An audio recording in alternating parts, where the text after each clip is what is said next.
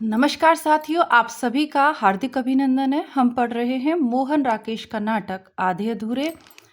आधे अधूरे के अंतर्गत हमने देखा एक स्त्री है जिसका नाम सावित्री है। उसके घर में एक बड़ा लड़का है और दो लड़की, एक बड़ी लड़की और एक छोटी लड़की। बड़ी लड़की का नाम बिन्नी और छोटी का किन्नी, लड़के का नाम अशोक।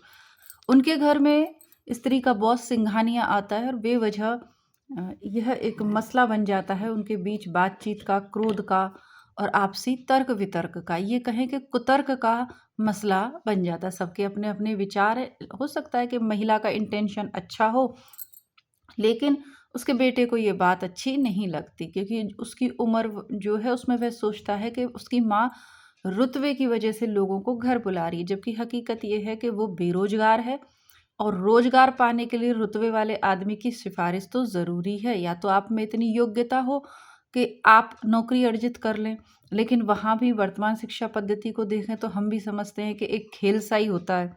पैसा तो सब जगह बोलता है, या फिर जैक जुगाड़ चलते, क्योंकि पैसा भी आप कहाँ दोगे, तभी दे पाते हो तब जैक जुगाड़ हो।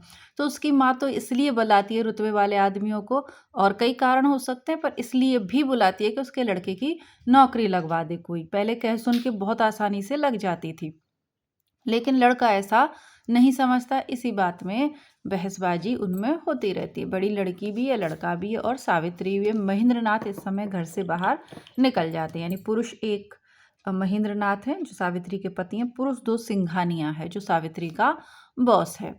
इसके अलावा राग दरबारी उपन्यास चैनल पे मैं अभी पढ़ा रही हूँ, प्लेलिस्ट चेक करते रहिएगा, क्योंकि हो सकता है आप महीनों बाद इस वीडियो को देखें, ये वीडियो आप तक पहुँचे तब तक हम बहुत कुछ पढ़ चुके हों, तो प्लेलिस्ट ज़रूर चेक करते रहिएगा। लड़का तस्वीरें मेज पर रख देता, क्या कह सकता हूँ? स्त्री, मत कह, नहीं कह सकता तो, पर मैं मिन्नत खुशामद से लोगों को घर बुलाऊं और तू आने पर उनका मजाक उड़ाए, उनके कार्टून बनाए, ऐसी चीजें अब मुझे बिल्कुल बर्दाश्त नहीं है। सुन लिया? बिल्कुल बिल्कुल बर्दाश्त नहीं है। नहीं बर्दाश्त है तो बुलाती क्यों हो ऐसे लोगों को घर पर, कि जिनके आने से, हाँ हाँ बता, क्या होता है जिनके आने से? रहने दो, मैं इसीलिए चला जाना चाहता था पहले ही। तू बात पूरी कर अपनी। जिनके आने से हम जितने छोटे हैं उससे और छोटे हो जाते हैं अपनी नज़र में। जिनके आने से हम जितने छोटे हैं उससे और छोटे हो जाते हैं अपनी नज़र में। मतलब वही जो मैंने कहा है। आज तक जिस किसी को बुलाया है तुमने, किस वजह से बुलाया है? तू क्या समझता है किस वजह से बुलाया है? उसकी किसी बड़ी चीज की वजह से। एक को कि वह इंटेलेक्चुअल बहुत बड़ा है, दूसरे को कि उसकी तनख्वाह 5,000 है, तीसरे को कि उसकी तख्ती चीफ कमिश्नर की है। जब भी बुलाया है आदमी को नहीं, उसकी तनख्वाह, नाम और रुतबे को बुलाया है। तो कहना क्या चाहता है इससे? कि ऐसे लोगों के आने से इस घर के लोग छोटे हो जाते हैं, बहुत बहुत छोटे हो जाते हैं। और मैं उन्हें इसलिए बुलाती हूँ कि, पता नहीं किस लिए बुलाती हो, पर बुलाती सिर्फ ऐसे ही लोगों को हो। अच्छा तुम ही बताओ किस लिए बुलाती हो? इसलिए कि किसी तरह इस घर का कुछ बन सके, कि मेरी अकेली के ऊपर बहुत बोझ है इस घर का, जिसे और कोई मेरे साथ ढोने वाला हो सके। अगर मैं कुछ खास लोगों के साथ संबंध बनाकर रखना चाहती हूँ तो अपने लिए नहीं, तुम लोगों के लिए। पर तुम लोग इससे छोटे होते हो तो मैं छोड़ दूंगी कोशिश। हाँ, इतना कहकर मैं अकेले दम पर इस घर की जिम्मेदारियां नहीं उठाती रह सकती। और एक आदमी है जो घर का सारा पैसा डुबोकर सालों से हाथ पर हाथ धरे बैठा है। दूसरा अपनी कोशिश से करना तो दूर, मेरे सिर फोड़ने से भी किसी ठिकाने लगना अपना अपना अपना अपमान समझता है। ऐसे में मुझसे भी नहीं निभ सकता। जब और किसी को यहाँ दर्द नहीं किसी चीज का, तो अकेली मैं ही क्यों अपने को चीथती रहूं रात दिन? मैं भी क्यों ना सुरखरू होकर बैठ रहूं मैं भी क्यों ना सुरखरू होकर बैठी रहूं अपनी जगह। उससे तो तुम में से कोई छोटा नहीं होगा। लड़का चुप रहकर मेज की दराज खोलने बंद करने लगता है। चुप क्यों है? अब बता ना, अपने बड़प्पन से जिंदगी काटने का क्या तरीका सोच रखा है तूने? बात को रहने तो नहीं चाहता मेरे मुंह से ऐसा कुछ निकल जाए जिससे मैं क्या? कह जो भी कहना है तुझे। कुछ नहीं कहना है मुझे। तुझ नहीं कहना है तुझे। बैठ जा तुलसी पर और तछबीलें तात। तितनी तछबीलें ताती हैं अब तक लाजे मुन्ने ने। अगर कुछ नहीं कहता था, दोबारा पढ़ते हैं इसको। वो वापस से किताबें लेके काटने लग जाता है। उसकी माँ को गुस्सा आता है और हम जानते हैं कि जब क्रोध बहुत अंदर से आता है तो जीभ भी लड़खड़ा जाती है। सावित्री कहती है, तुझे नहीं तैना है तुझे, बैठ जा तुलसी पर और तचवीलें तात, तितनी तचवीलें ताती हैं अब तक लाजे मुन्ने ने। अगर कुछ नहीं कहना था तुझे तो पहले ही क्यों नहीं अपनी जवान। बड़ी लड़की, रुक जाओ मम्मा, मैं बात करूंगी इससे। देख अशोक, लड़का, तेरा इस वक्त बात करना जरूरी है क्या? मैं तुझसे सिर्फ इतना पूछना चाहती हूँ पर क्यों पूछना चाहती है? मैं इस वक्त किसी का किसी भी बात का जवाब नहीं देना चाहता। बड़ी लड़की, है तो तू भी जानता है कि मम्मा ने ही आज तक। लड़का, तू फिर भी कर रही है बात? क्यों क्यों कर रही है बात तू इससे? कोई जरूरत नहीं है किसी से बात करने की। आज वक्त आ गया है जब खुद ही मुझे अपने लिए कोई ना कोई फैसला। लड़का कहता है, जरूर कर लेना चाहिए। उसकी बड़ी बहन कहती है, अशोक। लड़का, मैं कहना नहीं चाहता था लेकिन तो क्यों कह रहा है? कहना पड़ रहा है क्योंकि जब नहीं निभता इनसे ये सब तो क्यों निभाई जाती हैं ऐसे? मैं निभाई जाती हूँ क्योंकि कोई और निभाने वाला नहीं है। यह बात बहुत बार कही जा चुकी है इस घर में। तो तू सोचता है कि मम्मा जो कुछ भी करती हैं, या मैं पूछता हूँ क्यों करती हैं, किसके लिए करती हैं? मेरे लिए करती थी तो तू तो घर छोड़कर चली गई। किन्नी के लिए करती हैं? वह दिन ब दिन पहले से बदतमीज होती जा रही है। डैडी के लिए करती हैं।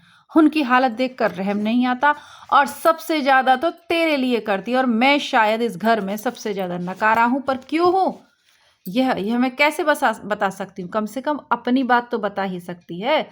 तू यह घर छोड़कर क्यों चली गई थी? मैं चली गई थी क्योंकि तू मनोज से प्रेम करती थी। खुद तुझे ही यह गुट्टी बहुत कमजोर नहीं लगती? वो कहता है कि ये प्रेम करने वाला तर्क तुझे ही कमजोर नहीं लगता? बड़ी लड़की, तो तू मुझसे भी कह रहा है कि मैंने कहा था तुझसे मुझसे बात मत कर। तुझे पता है ना तूने क्या बात कही है? पता है ना? लड़का उसी तरह तस्वीर काटता। तो ठीक है, आज से मैं सिर्फ अपनी जिंदगी को देखूंगी, तुम लोग अपनी अपनी जिंदगी को खुद देख लेना। मेरे पास अब बहुत साल नहीं है जीने को, पर जितने हैं उन्हें मैं इसी तरह और निभाते हुए नहीं काटूंगी।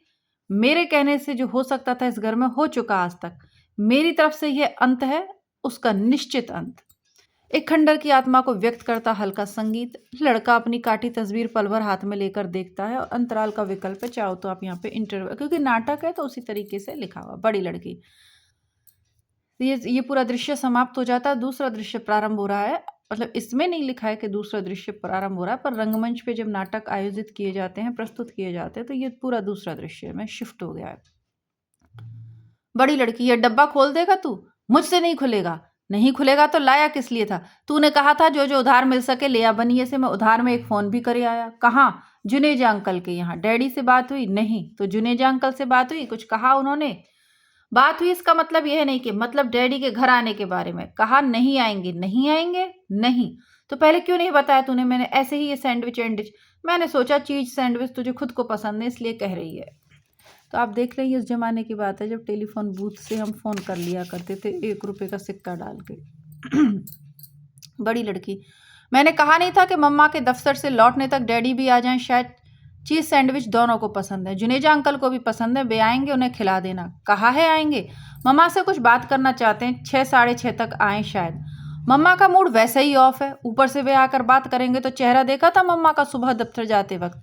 मैं पढ़ाई नहीं सामने, रात से ही चुप थी। सुबह तो इतनी चुप इससे पहले कभी नहीं देखा। बात हुई थी तेरी यही चाय वाय के बारे में? लड़का, कितना बदतमीज लड़का है। साड़ी तो बहुत बढ़िया बांध कर गई थी जैसे किसी ब्याह का नौता हो। देखा था तूने? झलक पड़ी थी तब बाहर निकल रही थी।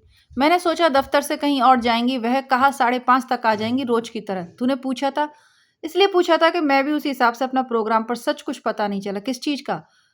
कि मन में क्या सोच रही है। कहा तो कि 5:30 तक लौट आएंगी, पर चेहरे पर लगता था जैसे जैसे जैसे सचमुच मन में कोई फैसला कर लिया। और अच्छा नहीं है यह। अच्छा कहता है इसे इसीलिए कि हो सकता है कुछ ना कुछ हो इससे। क्या हो? कुछ भी। जो चीज बरसों से एक जगह रुकी है वह रुकी ही नहीं रहनी चाहिए। तो तू सचमुच चाहता है कि? लड़का, सचमुच चाहता हूं कि बात किसी भी एक नतीजे तक पहुंच जाए। तू नहीं चाहती? मुझे तेरी बातों से डर लगता है भाई आजकल, पर गलत तो नहीं लगती मेरी बातें? पता नहीं, सही भी नहीं लगती। हालांकि यह डिब्बा स्टीन कटर से नहीं खुलेगा। इसकी नोक इतनी मर चुकी है कि तो क्या करें फिर? कोई और चीज नहीं है? मैं कैसे बता सकती हूँ? मैं तो इतनी बेगानी महसूस करती हूँ अब इस घर में कि पहले नहीं करती थी। पहले तो महसूस करना ही महसूस नहीं होता, और कुछ-कुछ महसूस होना शुरू हुआ जब, तो पहला मौका मिलते ही घर से चली गई। बड़ी लड़की, तू फिर कल वाली बात कह रहा है, बुरा क्यों मानती है? मैं खुद अपने को बेगाना महसूस करता हूँ यहाँ, और महसूस करना शुरू किया है मैंने तेरे जाने के दिन से। मेरे जाने के दिन से? महसूस शायद पहले भी करता था, पर सोचना तभी से शुरू किया, और सोचकर जाना कि एक खास चीज है इस घर के अंदर जो। तू भी यही कहता है? बड़ी लड़की कहती है, तू भी यही कहता है? और कौन कहता है? कोई भी, पर उस कौन सी चीज है वह? तू नहीं जानती? मैं कैसे? तुझसे तो मैंने जाना है उसे, और तू कहती है तू कैसे? तूने मुझसे जाना है उसे? मैं नहीं समझी। ठीक है, उस चीज को जानकर भी न जानना ही बेहतर है शायद, पर दूसरे को धोखा दे भी ले आदमी, अपने आप को कैसे देगा? ये वही बात है जो आपको फर्स्ट पार्ट में ये अपनी माँ से कहती है, जिसका पति इसको ताने मारता है। बड़ी लड़की इस तरह हो जाती है जैसे उसका हाथ ठीक से स्लाइस पर मक्खन नहीं लगा पाता। तू तो बस हमेशा ही देख। ऐसा है कि मैं कह रही थी तुझसे कि भाई ये डिब्बा खुला कर ला पहले कहीं से, अगर ये नहीं खुलेगा तो। लड़का, हाथ क्यों कांप रहा है तेरा? अभी खुला जाता है, ये तेज औजार चाहिए, 1 मिनट नहीं लगेगा। बड़ी लड़की माथे पर हाथ फेरती शिथिल स्वर में, कैसे कहता है ये है? मैं सचमुच जानती हूँ कि क्या है। सिर को झटक लेती है जैसे अंदर एक बवंडर उठ रहा हो। कोशिश से अपने को सहज कर उठ पड़ती है और अंदर से दरवाजे के पास जाकर आवाज देती है, किन्नी। कहाँ चली जाती है? सुबह स्कूल जाने से पहले रोना कि जब तक चीजें नहीं आएगी नहीं जाएगी, और अब दिन भर से पता ही नहीं कब घर में है कब बाहर। लड़का बाहर के दरवाजे से छोटी लड़की को अंदर ढकेलता, चल अंदर। कहा है चल अंदर। यह क्या हो रहा है? देख लो बिन्नी दीदी, यह मुझे। झटके से बांह छुड़ाने की कोशिश करती है, पर लड़का उसे सख्ती से खींचकर अंदर ले आता। इधर आना, अभी पता चलता है तुझे। छोड़ दे इसे, क्या किया इसने? यह डिब्बा ले, खुल गया है इसे तो मैं अभी। बड़ी लड़की, सिर फिर गया है तेरा? फिरा नहीं, फिर जाएगा। बाई जॉब, क्या बात हुई है? इससे पूछ क्या बात हुई है। माई गॉड। बड़ी लड़की, क्या बात हुई है किन्नी? क्या कर रही थी तू? बताना क्या कर रही थी? कर नहीं रही थी, कह रही थी किसी से कुछ। क्या? इसी से पूछ। बड़ी लड़की, बोलती क्यों नहीं? जवान सिल गई तेरी? सिल नहीं, थक गई है बताने में कि औरतें और मर्द किस तरह आपस में। क्या? पूछ ले इससे, अभी बता देगी तुझे सब जो सुरेखा को बता रही थी बाहर। छोटी लड़की, वह बता रही थी मुझे कि मैं उसे बता रही थी? तू बता रही थी? वह बता रही थी? तू बता रही थी? अचानक मुझ पर नजर पड़ी कि मैं पीछे खड़ा सुन रहा हूं तो। सुरेखा भागी थी कि मैं भागी थी? तू भागी थी। छोटी लड़की, सुरेखा भागी थी। लड़का, तू भागी थी और मैंने पकड़ लिया दौड़कर, तो लगी चिल्लाकर आसपास को सुनाने के यह मम्मा से मेरी शिकायतें करता है और मम्मा घर पर नहीं है इसलिए मैं इसे पीट रहा हूं। बड़ी लड़की छोटी लड़की से, ये सच कह रहा है? छोटी लड़की, बात सुरेखा ने शुरू करी थी, वह बता रही थी कैसे उसके मम्मी डैडी। बड़ी लड़की सख्त बढ़कर, और तुझे शौक है ये सब जानने का? लड़का, आपस में नहीं, यही तो बात थी खास। बड़ी लड़की, चुप रह अशोक। छोटी लड़की, इससे कभी कुछ नहीं कहता कोई, रोज किसी न किसी बहाने पर मुझे पीट देता है। क्यों पीट देता है? क्योंकि मैं अपनी सब चीजें इसे नहीं ले जाने देती, उसे देने। किसे देने? वह जो है इसकी। कभी मेरे बर्थडे प्रेजेंट की चूड़ियां दे आता है उसे, कभी मेरे प्राइज का फाउंटेन पेन। मैं अगर मम्मा से कह देती हूं तो अकेले में मेरा गला दबाने लगता है। किसकी बात कर रही है यह? लड़का, ऐसे ही बक रही है, झूठ मूठ। झूठ मूठ? मेरा फाउंटेन पेन तेरी वर्णा के पास नहीं है? बड़ी लड़की, वर्णा कौन? ओ भाई, ये एक एग्जाम में पूछा हुआ है कि वर्णा पात्र, देखिए आधे अधूरे में कितने इंपॉर्टेंट पार्ट है, वो नहीं पूछे, लेकिन एक बार ये नाम आया है वर्णा, है ना। और ये वर्णा नाम पूछा है। अब मुझे याद तो नहीं आ रहा, लेकिन ये मैंने उस समय इस पे इस तरीके से गोला सा एक बना दिया था कि भाई जब पढ़ेंगे इसको पुनः। एक्चुअली देखिए, ये जो साहित्य संदूक चैनल है, इससे पहले मेरा एक चैनल था हिंदी बुकशाला, तो उस पर कॉपीराइट स्ट्राइक की वजह से, क्योंकि आप लोगों की डिमांड आती है मैम ये बुक पढ़ा दो, या आपके सिलेबस के अकॉर्डिंग जो भी बुक मुझे दिखती है मैं पढ़ाती हूँ, तो उस पर कॉपीराइट स्ट्राइक आया और वो पूरा चैनल डिलीट हो गया, क्योंकि टेक्निकली उसे कैसे सही करना है ये सब चीज़ें मुझे आती नहीं है, तो वो पूरा चैनल डिलीट हो गया। और इसीलिए पहले भी मैंने पढ़ाया था, ये मैं पुनः पढ़ा रही हूँ। यानी ये पूरी इस पे तो कुछ भी नहीं है, उस पे तो मैंने बहुत सारे बड़े बड़े उपन्यास, काफ़ी कुछ उस चैनल पे मैंने करवा रखा था जो कि डिलीट हो गया। तो ये पुनः मेरा छोटा सा प्रयास है, परीक्षार्थियों के लिए भी प्रयास है, और हिंदी साहित्य के लिए भी देखिए, हिंदी साहित्य की बहुत सारी अच्छी रचनाएँ जो सिलेबस में नहीं हैं। लेकिन क्या कोई रचना सिर्फ़ इसीलिए अच्छी हो सकती है कि वो सिलेबस में नहीं है? ऐसा तो नहीं है, इसके अलावा भी बहुत अच्छी रचनाएँ हैं। प्रतियोगी परीक्षाओं की तैयारी के लिए आप हिंदी नेटशाला की प्लेलिस्ट से जुड़ें। मैं फिर कहूँगी कि कई बार ऐसा होता है कि 1 आध 2 दिन में वीडियो नहीं भी ला पाती, लेकिन उस प्लेलिस्ट में हज़ारों वीडियो हैं। हज़ारों वीडियो हैं, पूरी-पूरी पुस्तकें हैं, तो आपको इधर-उधर भटकने की आवश्यकता नहीं है, चाहे आप नेट की तैयारी कर रहे हो या असिस्टेंट प्रोफ़ेसर की या टीजीटी, पीजीटी की। किसी भी राज्य से तैयारी कर रहे हो, कोई दिक्कत नहीं है।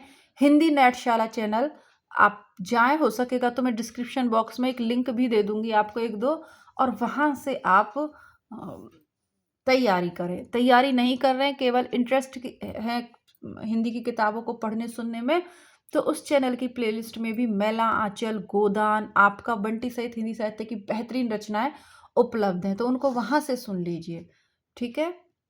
बड़ी लड़की, वरना कौन? वही उद्योग सेंटर वाली जिसके पीछे जूतियाँ चटकाता फिरता है। लड़का फिर से पकड़ने की सोचकर, तू ठहर जा, आज मैं तेरी जान निकाल कर रहूंगा। अशोक, आज मैं नहीं छोड़ने का इसे, इसकी जवान जिस तरह खुल गई है उससे। छोटी लड़की, वरना उद्योग सेंटर वाली, वरना उद्योग सेंटर वाली, वरना उद्योग सेंटर वाली। लड़का उसके पीछे बाहर जाने ही लगता है कि अचानक स्त्री को अंदर आते देखकर ठिठक जाता है। स्त्री अंदर आती है जैसे वहां की किसी चीज से उसे मतलब ही नहीं। वातावरण के प्रति उदासीनता के अतिरिक्त चेहरे पर संकल्प और असमंजस का मिला जुला भाव। उन लोगों की ओर न देखकर वह हाथ का सामान परे से एक कुर्सी पर रखती है। लड़का अपने को एक भौंडी स्थिति में पाता है। इस चीज उस चीज को छूकर देखने लगता है। बड़ी लड़की प्लेट, स्लाइसर, चीज का डिब्बा लिए आहता के दरवाजे की तरफ चल देती है। मैं चाय लेकर आती हूँ अभी। तो सावित्री कहती है, मुझे नहीं चाहिए, एक प्याली ले लेना। चली जाती है। स्त्री कमरे के बिखराव पर एक नजर डालती है, पर सिवाय अपने साथ लाई चीजों को यथास्थान रखने के किसी चीज को हाथ नहीं लगाती। बड़ी लड़की लौट कर आती है। पत्ती का खाली पैकेट दिखाती। पत्ती खत्म हो गई है। मैं नहीं लूंगी चाय। चाय सबके लिए बना रही हूँ, एक एक प्याली, मेरे लिए नहीं। बड़ी लड़की, क्यों? पानी रख रही हूँ, सिर्फ पत्ती लानी है। अपने लिए बनानी है तो बना ले। बड़ी लड़की, मैं अकेले पीऊंगी? इतनी चाव से चीज सैंडविच बना रही हूँ। लड़का, मेरा मन नहीं है। स्त्री, मुझे चाय के लिए बाहर जाना है किसी के साथ। तो तुम घर पर नहीं रहोगी इस वक्त? नहीं, जगमोहन आएगा लेने। यहाँ आएंगे वे? लेने आएंगे, लेने आएगा। क्यों? वे भी आने वाले हैं अभी। कौन? जुनेजा अंकल। उनका कैसे पता कि आने वाले हैं? अशोक ने फोन किया था, कह रहे थे कुछ बात करनी है। लेकिन मुझे कोई बात नहीं करनी उनसे। फिर भी जब वे आएंगे ही तो कह देना मैं घर पर नहीं हूं, पता नहीं कब लौटूंगी। कहें इंतजार करते हैं तो करने देना इंतजार। कवर्ड से 2-3 पर्स निकाल कर देखती, उनमें से कौन सा साथ रखना चाहिए। बड़ी लड़की, ये अच्छा है, इनमें कब तक सोचती हो लौट आओगी? पता नहीं, बात करने में देर भी हो सकती है। बड़ी लड़की, ये और भी अच्छा है। अगर पूछें कहाँ गई है, किसके साथ गई है, बताया नहीं, कहना बताया नहीं, या बता देना जगमोहन आया था लेने। कितना गंदा है। लड़की, समेट रही हूँ। बताना ठीक होगा उन्हें? क्यों? ऐसे ही वे जाकर डैडी को बतलाएंगे खामा। तो क्या होगा? अंदर रखा अभी। होगा यही कि एक आदमी के साथ चाय पीने जा रही हूं मैं, कहीं चोरी करने तो नहीं। तुम्हें पता है डैडी जगमोहन अंकल को स्त्री पसंद भी करते हैं, तेरे डैडी किसी को। फिर भी थोड़ा जल्दी आ सको तुम तो। मुझे उससे कुछ जरूरी बात करनी है। उसे कई काम थे शाम को जो उसने मेरी खातिर कैंसिल किए। बेकार आदमी नहीं है वह कि जब चाहा बुला लिया और जब चाहा कह दिया जाओ अब। मैं जरा जा रहा हूँ बिन्नी, तू भी? तू कहाँ जा रहा है? यहीं तक, जरा आ जाऊंगा थोड़ी देर में। तो जुनेजा अंकल के आने पर आ जाऊंगा शायद, तब तक शायद नहीं, आ ही जाऊंगा। सुन अशोक, बड़ी लड़की उसको पीछे से कहती है अपने भाई को, कम से कम पत्ती लाकर तो दे जाता। स्त्री, तुमसे एक बात कहना चाहती थी। बड़ी लड़की, यह सब छोड़ आऊं अंदर? कहाँ, वहां भी कितना कुछ बिखरा। सोचती हूँ जगमोहन अंकल के आने से पहले मुझे जरा सी ही बात करनी है। बताओ, अगली बार आने पर मैं तुझे यहाँ ना मिलूं शायद। कैसी बात कर रही हो? जगमोहन को आज मैंने इसीलिए फोन किया था। तो अब जो भी हो, मैं जानती थी कि एक दिन आना ही है ऐसा। तो तुमने पूरी तरह सोच लिया है? बिल्कुल सोच लिया। जा तू अब। और सोच लेती मम्मा थोड़ा। कब तक और? साल पर साल, इसका यह हो जाए उसका वह हो जाए। एक दिन दूसरा दिन, एक दिन दूसरा साल, एक साल दूसरा साल, और अब भी सोचो कब तक और क्यों? घर दफ्तर, घर दफ्तर, सोचो सोचो। यानी काफ़ी परेशान हो जाती है सावित्री। उसे लगने लगता है देखिए सही कौन है गलत कौन है, लेकिन इन परिस्थितियों में जिसमें जीवन में 24 घंटे की चिक चिक चिक चिक है, दफ्तर में भी काम, घर पर भी काम, और बच्चे छोटे हों तो महिलाएं कर लेती हैं कोई भी कॉम्प्रोमाइज़, लेकिन जब बच्चे इतने बड़े हों और उसके बाद भी अपना सामान जगह पे नहीं रख रहे, इतनी जबान चला रहे हैं, तर्क वितर्क उल्टा सीधा सभी कुछ कर रहे हैं, और पुरुष भी अगर इसे, तो कहीं ना कहीं टूटन और घुटन तो पूरे वातावरण में है। महेंद्रनाथ जीवन में सफल नहीं हो पाए आर्थिक रूप से, इसलिए टूटन और घुटन में है। सावित्री को स्त्रियों वाले कोई सुख नहीं मिले जो जो पति से एक अच्छा सा माहौल मिलता है या आर्थिक सुरक्षा मिलती है, वो भी नहीं मिल पा रही। बच्चे अपनी अपनी राहों पर हैं, या ये कहें कि तीनों ही गलत राह पर हैं। आगे सावित्री कहती है, वही चक चक किट किट चक चक किट किट, क्या सोचो, कुछ मत सोचो, होने दो जो होता है। पुरुष 3, हेलो कुकू। स्त्री, अरे पता ही नहीं चला तुम्हारे आने का, मैंने देखा अपने से ही कुछ बात कर रही हो, इसलिए इंतजार में ही थी मैं, तुम सीधे आ रहे हो दफ्तर से। तो ये पुरुष 3 है जगमोहन। पहला पुरुष महेंद्रनाथ, पुरुष 2 सिंघानिया और तीसरा जगमोहन।